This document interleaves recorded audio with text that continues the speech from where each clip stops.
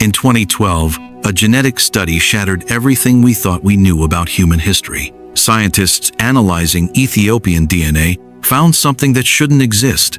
Evidence that while the rest of Africa remained isolated, Ethiopia became a genetic time capsule of encounters between populations separated by thousands of miles and thousands of years. But the most shocking discovery wasn't what they found. It was what had been hiding in plain sight all along. Because Ethiopian DNA doesn't just tell the story of Africa, it rewrites the entire human saga. Every human outside Africa carries 2% Neanderthal DNA. It's the genetic signature of our ancestors' ancient encounter 60,000 years ago. But Ethiopians carry something different, something rarer. While Europeans met Neanderthals and Asians met Denisovans, Ethiopians preserved genetic memories of ghost populations. Ancient humans who left no bones, no tools, only genetic echoes in living cells. The Ethiopian highlands aren't just where humanity was born. They're where humanity kept coming back, wave after wave, creating genetic combinations that exist nowhere else on Earth. What you're about to discover will challenge everything from archaeological timelines to biblical stories. Because Ethiopian DNA isn't just unique, it's impossible to explain with our current understanding of history. Lucy died 3.2 million years ago in Ethiopia's Afar Depression, but she was just the opening chapter. In 2022, scientists made a discovery that rewrote human evolution. Analyzing the genomes of Afar people who still inhabit Lucy's homeland, they found genetic sequences that diverged from other humans 300,000 years ago, 1,000 years before our species supposedly existed. The Afar carry humanity's oldest Y-Chromosome lineage, A00, so ancient it predates the common ancestor of all other living humans. They're not just descendants of early humans. They're living archives of a parallel branch of humanity. But here's where it gets strange. In 2019, computational biologist Dr. Pontus Skoglund discovered something in Ethiopian genomes that made him rerun his analysis 5 times. Ethiopians carry 4 to 7% of their ancestry from a ghost population, an archaic human group that separated from our lineage 500,000 years ago, then mysteriously reappeared to interbreed with modern humans in Ethiopia. No fossils of this population exist. No archaeological sites. They're known only from the genetic signatures they left behind, like fingerprints at a crime scene. The Kibish fossils, at 195,000 years old, prove modern humans evolved in Ethiopia.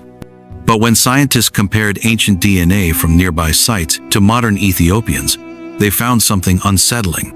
Modern Ethiopians aren't just descended from Omo. They're descended from Omo plus something else. Dr. Sarah Tishkoff's team discovered that Ethiopians have more genetic diversity than entire continents. A single Ethiopian village can contain more genetic variation than all of Europe. But this diversity follows a pattern, as if multiple human species converged on Ethiopia over hundreds of thousands of years. Why Ethiopia? The answer might lie in the Denisovan connection. In 2018, researchers found Denisovan DNA in African populations for the first time in Ethiopia, but Denisovans supposedly never left Asia. The only explanation? A previously unknown branch of Denisovans lived in Africa, and their descendants survive only in Ethiopian bloodlines. The plot thickens with the Herto skulls. These 160,000-year-old humans had brain cases larger than modern humans. When scientists reconstructed their appearance, they looked unlike any living population, except for certain isolated Ethiopian groups who still share their distinctive features. The out-of-Africa theory says humanity left through Ethiopia 70,000 years ago, but Ethiopian DNA tells a different story, of multiple exits and, more mysteriously, multiple returns. Populations that left Africa 100,000 years ago somehow made their way back to Ethiopia, carrying genes from their travels. These weren't one-way journeys, they were loops, and Ethiopia was always the hub. The Gurage people speak a language that shouldn't exist. Linguists studying Ethiopia discovered something that defied explanation: Semitic languages in Africa. While Arabic spread through conquest, Ethiopian Semitic languages like Gurage are different. They're older, they evolved in isolation. They're living fossils of a linguistic migration that genetics now confirms. When researchers analyzed Gurage DNA, they found the speakers carry 50% Eurasian ancestry, but it arrived 3,000 years ago in a single massive wave. The same time their language appeared, genes and words traveled together, preserving a migration invisible to archaeology. But language was just the beginning. The Gurage live at 3,000 meters, where oxygen is 40% thinner than sea level. Tibetans took 3,000 years to adapt to similar altitudes. Ethiopians did it differently and faster. They don't increase red blood cells like Tibetans, or enlarge lungs like Andeans. Instead, they evolved a unique solution, more efficient oxygen transfer at the cellular level. Dr. Cynthia Beale discovered Ethiopian Highlanders have a mutation in a gene called BHLHE41 that's found nowhere else on Earth. It appeared suddenly 5,000 years ago and spread like wildfire. In 5 millennia, it went from one person to millions. Natural selection on fast forward. But the medical mysteries run deeper. Ethiopian populations carry a variant of the APOL1 gene that protects against sleeping sickness, a disease that makes much of Africa uninhabitable. But this variant comes with a cost. It increases kidney disease risk, except in Ethiopians. They carry a second mutation that cancels out the negative effects. 2 perfectly matched mutations, too perfect for random chance. The Beta Israel, Ethiopian Jews, spent 2,000 years claiming descent from ancient Israel. When geneticists finally tested them, they expected to find either proof or refutation. Instead, they found a paradox. Beta Israel DNA is predominantly Ethiopian, but buried within it are markers that trace to ancient Middle Eastern populations, not modern ones. These markers predate the Roman destruction of the temple. They predate the Babylonian exile. They match theoretical reconstructions of what ancient Israelite DNA might have looked like. History flows backward in Ethiopian blood. Dr. Tudor Parfit spent decades studying the Beta Israel. His conclusions shocked the academic world. Their version of Judaism preserves practices abandoned elsewhere 2,000 years ago. Temple-era rituals, pre-Talmudic laws, customs archaeologists only knew from ancient texts. Their DNA confirms it. Beta Israel carry the Cohen modal haplotype, the genetic signature of Jewish priests, but their version has mutations that don't exist in other Jewish populations.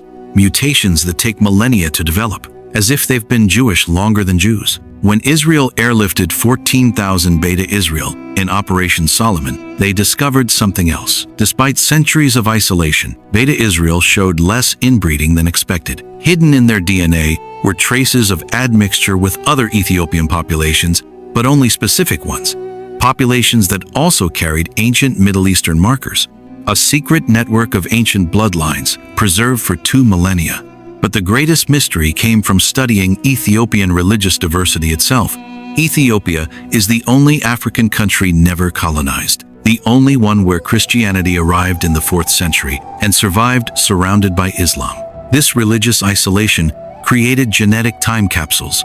Christian populations in the highlands preserved ancient DNA lineages extinct everywhere else. Muslim populations in Harar carry genetic signatures from medieval Arab traders frozen in time. Each religious group became a living museum of different historical moments. And when scientists compared them, they found something extraordinary. Despite religious separation, all Ethiopian populations share a common genetic signature from 3,000 years ago. The signature of a massive admixture event that affected every corner of Ethiopia, an event that coincides with the rise of the Aksumite civilization, an event that brought Eurasian DNA into Africa on a scale seen nowhere else.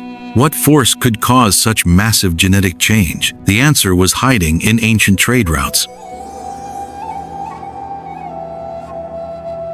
The incense trade made Aksum rich, but it also rewrote Ethiopian DNA. For 1,000 years, Ethiopia controlled the trade routes between Rome and India. Every ship carrying frankincense and myrrh also carried genes. But unlike other trade centers, Ethiopia didn't just facilitate exchange, it absorbed it. Dr. Jason Hodgson's team discovered that Ethiopian populations show genetic signatures from 3 continents, Africa, Asia, and Europe. But these aren't recent admixtures. They're layered like geological strata, each wave of traders leaving genetic sediment. The deepest layer dates to 3,000 years ago, the Sabaean migration from Yemen. These weren't conquerors, but merchants and craftsmen who brought writing, architecture, and their DNA. They didn't replace Ethiopian populations. They merged with them, creating the genetic foundation of the Aksumite Empire. But Aksum was just the beginning. The Nile River DNA highway tells an even more incredible story. Ethiopian populations carry genetic markers that appear in ancient Egyptian mummies, but not modern Egyptians. The Blue Nile, originating in Ethiopia, carried more than silt to Egypt. It carried genes. Dr. Zahi Hawass's team, studying royal mummies, found Ethiopian markers in the 18th dynasty, the dynasty of Tutankhamun. But these weren't from slaves or traders. They were in the royal line itself. The pharaohs of Egypt's golden age carried Ethiopian blood. The connection runs deeper. Nubian pyramids, older than many Egyptian ones, show architectural similarities to Aksumite obelisks. When geneticists tested modern Nubian populations, they found they're more closely related to Ethiopians than to other Sudanese, an ancient kingdom spanning from Ethiopia to Egypt, connected by blood and stone. But the most shocking discovery came from analyzing trade route genetics systematically. Ethiopian DNA contains markers from India that don't exist in Arabia, suggesting direct maritime trade across the Indian Ocean. Markers from Greece that bypassed Egypt. Markers from Persia that predate Islam. Each impossible journey recorded in living cells. The Harla people built stone cities across eastern Ethiopia before vanishing in the 16th century. Archaeologists found their ruins, but not their fate. Until geneticists tested the Harari people living in the ancient capital, they carry Harla DNA, but mixed with something unexpected. Ottoman Turkish markers, Portuguese markers, Yemeni markers, all arriving within a century of each other. The Harla didn't vanish. They absorbed every wave of visitor, creating a genetic record of the moment when medieval Ethiopia met the gunpowder age. This pattern repeats across Ethiopia. The Lalibela rock churches, carved in the 12th century, required thousands of workers. Genetic analysis of the surrounding population shows an influx of DNA from across the Christian world. Coptic Egyptians, Armenians, even Crusader-era Europeans, all drawn to create a new Jerusalem in the Ethiopian highlands. But why did Ethiopia become this genetic crossroads? Geography provides part of the answer. Ethiopia controls the headwaters of the Blue Nile and overlooks the Red Sea, but geography alone doesn't explain the genetic patterns. Other strategic locations didn't experience such massive admixture. The answer lies in Ethiopian culture itself. Unlike many ancient civilizations, Ethiopia actively incorporated foreigners. The Kebra Nagast, Ethiopia's national epic, celebrates mixed heritage, the union of Solomon and Sheba. This cultural openness, combined with political power, created a unique genetic laboratory. But the genetic evidence suggests something more coordinated than random mixing. Ethiopian populations show admixture in waves, sudden influxes of foreign DNA affecting entire regions simultaneously, as if planned migrations brought specific skills and genes at crucial historical moments. The Sabaeans brought writing, Indians brought mathematics, Greeks brought medicine, each wave preserved in DNA. Modern Ethiopians carry this entire library in their cells, a genetic record of every civilization that touched the Horn of Africa. But also something more, combinations that exist nowhere else. When Arabian merchants married Ethiopian highlanders, their children inherited high-altitude adaptations plus desert survival genes. When Greek scholars married Ethiopian nobles, their descendants carried Mediterranean disease resistance plus African malaria immunity. Ethiopia became humanity's genetic laboratory, creating combinations that couldn't evolve naturally. The evidence is written in disease resistance.